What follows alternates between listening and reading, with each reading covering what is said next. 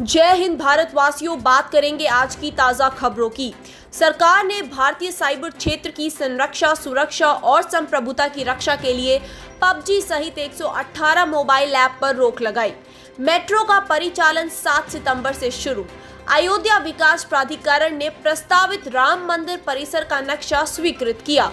मंत्रिमंडल ने मिशन कर्मयोगी को मंजूरी दी। प्रधानमंत्री ने कहा, इस मिशन से सरकार के मानव संसाधन प्रबंधन में बड़ा बदलाव आएगा। मंत्रिमंडल ने भारत और जापान के बीच समझौता ज्ञापन पर हस्ताक्षर की मंजूरी की। बांग्लादेश में भारत के पूर्व राष्ट्रपति श्री प्रणब मुखर्जी के सम्मान में राष्ट्रीय शोक। भारत वैश्विक नवाचार सूचकांक में पहली बार शीर्ष 50 देशों में शामिल। टेनिस में 7 साल में ग्रैंड स्लैम सिंगल्स के मुख्य ड्रॉ का मैच जीतने वाले सुमित नागल पहले भारतीय बने। आइए देखते हैं सभी खबरें विस्तार से।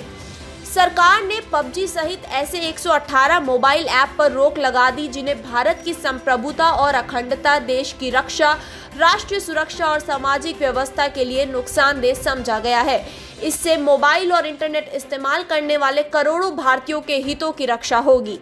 इस फैसले का लक्ष्य भारतीय साइबर स्पेस की सुरक्षा, संरक्षा और सार्वभौमिकता सुनिश्चित करना है। प्रतिबंधित मोबाइल ऐप में PUBG Mobile, Nordic Map, Livik, PUBG Mobile Lite, WeChat Work, WeChat Reading, Cyber Hunter, Life After और वॉरपथ प्रमुख है। इलेक्ट्रॉनिक्स और सूचना प्रौद्योगिकी मंत्रालय ने इन ऐप पर रोक लगाते हुए कहा कि इनके बारे में विभिन्न स्रोतों से शिकायतें मिली थी कि एंड्रॉयड और iOS प्लेटफॉर्म पर मौजूद कुछ मोबाइल ऐप लोगों से जुड़ी सूचनाओं के साथ हेराफेरी कर रहे हैं और उसे लगातार देश से बाहर स्थित अपने सर्वर तक अवैध रूप से पहुंचा रहे हैं। मंत्रालय से जारी एक बयान में कहा गया कि ऐसी गतिविधियों से भारत की सुरक्षा और संरक्षा को क्षति पहुंच रही है। यह बेहद गंभीर मामला था जिस पर तत्काल ध्यान देने और तत्काल उपाय करने की आवश्यकता थी। मंत्रालय ने कहा कि गृह मंत्रालय के भारतीय साइबर अपराध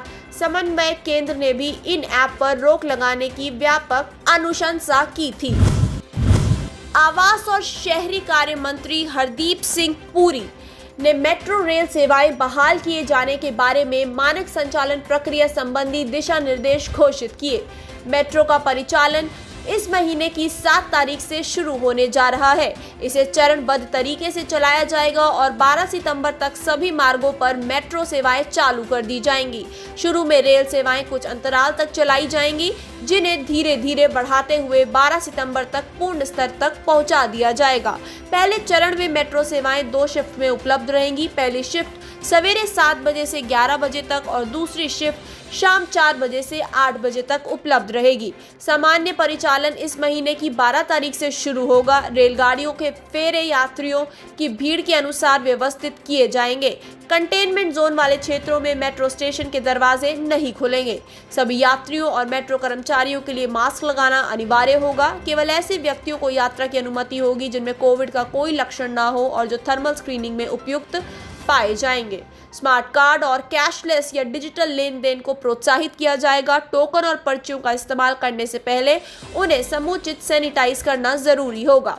इन दिशा निर्देशों के आधार पर दिल्ली, नोएडा, चेन्नई, कोची, बेंगलुरु, मुंबई लाइन 1, जयपुर, हैदराबाद, महा मेट्रो नागपुर, कोलकाता, गुजरात और यूपी मेट्रो लखनऊ में अपनी अपनी मानक संचालन प्रक्रियाएं तैयार कर ली हैं। महाराष्ट्र सरकार ने सितंबर के दौरान मेट्रो सेवा शुरू न करने का फैसला किया है। उत्तर प्रदेश में अयोध्या विकास प्राधिकरण ने प्रस्तावित राम मंदिर और पूरे मंदिर परिसर का नक्शा स्वीकृत कर दिया। मंदिर परिसर के 2,74,110 वर्ग मीटर और राम मंदिर के 13,000 वर्ग मीटर के नक्शे को पास कर दिया गया। श्री राम जन्मभूमि तीर्थ क्षेत्र ट्रस्ट के सदस्य अनिल मिश्रा ने 29 अगस्त को अनुमोदन के लिए प्राधिकरण में नक्शा प्रस्तुत किया था। केंद्रीय मंत्रिमंडल ने राष्ट्रीय सिविल सेवा क्षमता निर्माण कार्यक्रम मिशन कर्मयोगी को मंजूरी प्रदान कर दी। यह कार्यक्रम सरकारी कर्मचारियों के लिए क्षमता निर्माण का आधार होगा ताकि वे विश्व भर से उत्कृष्ट कार्य पद्धतियां सीखते हुए भारतीय संस्कृति से भी निरंतर जुड़े रहे। मिशन कर्मयोगी का लक्ष्य भविष्य के लिए ऐसे भारतीय लोक सेवक तैयार करना है जो अधिक रचनात्मक, चिंतनशील, नवाचारी, व्यावसायिक और प्रौद्योगिकी सक्षम हो। पत्रकारों को जानकारी देते हुए केंद्रीय मंत्री प्रकाश जावड़ेकर जी ने कहा कि कर्मयोगी स्कीम मानव संसाधन विकास की दिशा में सरकार की सबसे बड़ी पहल होगी। प्रधानमंत्री श्री नरेंद्र मोदी ने कहा कि मिशन कर्मयोगी से सरकार में मानव संसाधन प्रबंधन की पद्धतियां में मूलभूत सुधार होगा। श्री मोदी ने ट्वीट में कहा कि इस मिशन से अत्याधुनिक ढांचे के विकास और सरकारी कर्मचारियों की क्षमता बढ़ाने में मदद मिलेगी। श्री मोदी ने कहा कि मिशन कर्मयोगी का लक्ष्य सरकारी कर्मचारियों को भविष्य के लिए तैयार करना है ताकि वे अधिक रचनात्मक बने और पारदर्शिता तथा प्रौद्योगिकी के जरिए नवाचार को अपना सके।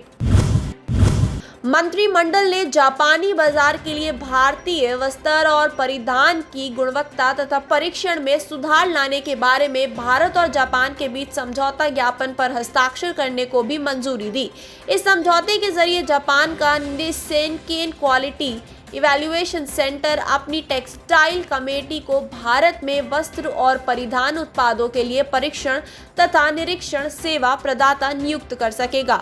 सरकार ने भारत और फिनलैंड के बीच भूविज्ञान तथा खनिज संसाधन के क्षेत्र में हुए समझौते ज्ञापन को भी मंजूरी प्रदान की। इस समझौते में भूविज्ञान प्रशिक्षण, खनिज पूर्वानुमान और उपयुक्तता विश्लेषण में वैज्ञानिक संपर्क और सुदृढ़ बनाने में मदद मिलेगी। बांग्लादेश में भारत के पूर्व राष्ट्रपति श्री प्रणब मुखर्जी के सम्मान में राष्ट्रीय शोक मनाया गया। श्री मुखर्जी का सोमवार को देहांत हो गया था। दिवंगत नेता के सम्मान में बांग्लादेश के सभी सरकारी, अर्ध सरकारी, स्वायत्त और निजी संस्थान बंद रहे। विभिन्न देशों में स्थित बांग्लादेश के मिशनों में राष्ट्रीय ध्वज आधा झुका रहा। विदेश मंत्री डॉक्टर A.K. अब्दुल मोमेन ने ढाका स्थित भारतीय उच्चायोग जाकर प्रणब मुखर्जी को श्रद्धांजलि अर्पित की। उन्होंने श्री प्रणब मुखर्जी को बांग्लादेश का सच्चा मित्र बताया और कहा कि समूचा राष्ट्र उनका ऋणी है।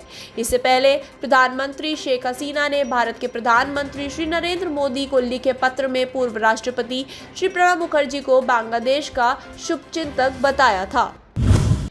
वैश्विक नवाचार सूचकांक में पहली बार भारत को शीर्ष 50 देशों में शामिल होने में सफलता मिली। यह सूचकांक जारी किया गया 2019 के मुकाबले 4 स्थानों का उछाल लगाते हुए भारत की रैंकिंग 48 दर्ज हुई है। विश्व बौद्धिक संपदा सूचकांक द्वारा तैयार किए गए इस सूचकांक में 131 देश से जुड़े ताज़ा वैश्विक रुख और वार्षिक नवाचार रैंकिंग दर्शाए गए हैं। रिपोर्ट के अनुसार उपलब्ध ताज़ा सूचकों के बल पर और वैश्विक नवाचार सूचकांक से जुड़े विभिन्न क्षेत्रों में सुधार के कारण भारत की रैंकिंग में यह सुधार आया है। ICT सेवाओं के निर्यात, सरकारी ऑनलाइन सेवाओं, विज्ञान और इंजीनियरिंग के स्नातकों और अनुसंधान और विकास पर केंद्रित वैश्विक कंपनियों जैसे सूचकों में भारत का स्थान उच्च 15 देशों में शामिल हुआ है। भारत के Sumit Nagal US Open tennis tournament के दूसरे दौर में पहुंच गए हैं। उन्होंने कल रात अमेरिका के ब्रैडली क्लाहन को पहले दौर में 6-1, 6-3, 3-6, 6-1 से हराया। दुनिया के 122वें नंबर के खिलाड़ी सुमित नागल पिछले 7 वर्षों में ग्रैंड स्लैम के सिंगल्स मुकाबले के मुख्य ड्रॉ में मैच जीतने वाले पहले भारतीय हैं। इससे पहले 2013 में Somdev Devvarman Australian Open, French Open और US ओपन के दूसरे दौर में पहुंचे थे। दूसरे दौर में सुमित नागल का मुकाबला ऑस्ट्रेलिया के डोमिनिक थिएम से होगा। आज की खबरों में इतना ही। बने रहे डिफेंस इंडिया न्यूज के साथ। नमस्कार। तो साथियों, ये थे अब तक के इम्पॉर्टेंट अपडेट्स, और इम्पॉर्टेंट अपडेट्स के लिए हमारे साथ जुड़े रहिए और हमारे चैनल को ज़रूर सब्सक्राइब करें। जय हिंद, जय भारत।